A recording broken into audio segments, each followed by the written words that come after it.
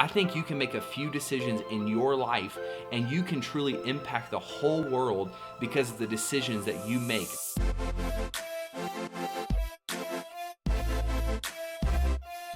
What's up, guys? It is day 9 of the 30-day shred. Can you believe it? We are reading the entire Bible in 30 days. It's been amazing so far. Today we read 1 Kings chapter 2 to 2 Kings chapter 8. Here are my thoughts from today. Man, this was a crazy section of the Bible. I don't know if you've realized this or not, but the Bible can be pretty wild, especially the Old Testament. There's a lot of drama, there's a lot of fighting, there's a lot of jealousy, there is a lot of wars, there's a lot of names. It can be really confusing, but there's a lot going on. One of my favorite stories in the entire Bible is actually found in our reading from day 9, and it's when the prophet Elijah challenges the prophets of Baal to a duel. And what they do is Elijah says, hey, you guys get a bull and I'm gonna get a bull. We're gonna make an altar and we're gonna pray to our gods, Elijah praying to the one true God, and then their prophets of Baal praying to Baal. He says, we're gonna pray to our gods, and whichever one sends down fire from heaven first, that's the one true God. Well, long story short, the prophets of Baal, they work all these days. They're cutting themselves. They're making sacrifices. They're pleading out to Baal. Never comes through. Elijah prays one time. God sends down fire from heaven and proves that he is the one true God. It's a crazy, amazing story. I love it so much. But I wanted to bring out another portion of the scripture to kind of apply to our lives today. Because I don't know about you, but I'm probably not going to be dueling any prophets of Baal and calling down fire from heaven anytime soon. But there is still something that we can learn from day 9 of the reading. The thing that I want to pull out for day 9 is talking about King Jeroboam.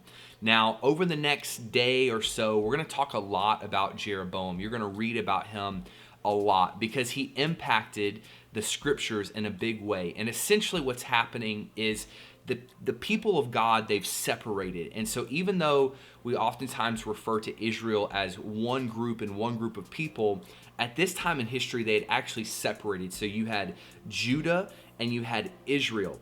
And this king, King Jeroboam, he was king of Israel, which ended up being evil and turning away from God. Judah pretty much turned away from God, but they kind of sought after him. It's kind of a mixed bag. But Israel, they just straight up, they did not follow God at all. And so what ended up happening is because of King Jeroboam turning away from God and worshiping these false idols and giving in to all of these other countries and all these other religions and all of these other cultures and ways of doing things, because he did that, it affected future generations. And I think that's so relevant to us today because we're all making decisions every day of whether we're going to follow God or not, whether we're going to choose to live like the people around us or whether we're going to choose to live the way that God would have us live. And a lot of times we think about how that will affect us, but we don't think about how it will affect other people. This one man's life affected generations and generations.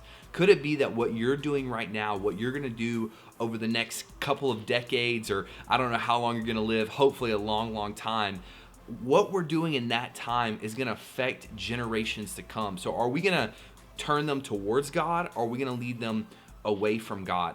I want to encourage you today to think about the long term. Don't just think about how your actions are affecting you, but think about how they're affecting future generations. Think about how they're going to affect your children and children and children and children, but not only your children, all the people around you. It wasn't just his children, his descendants.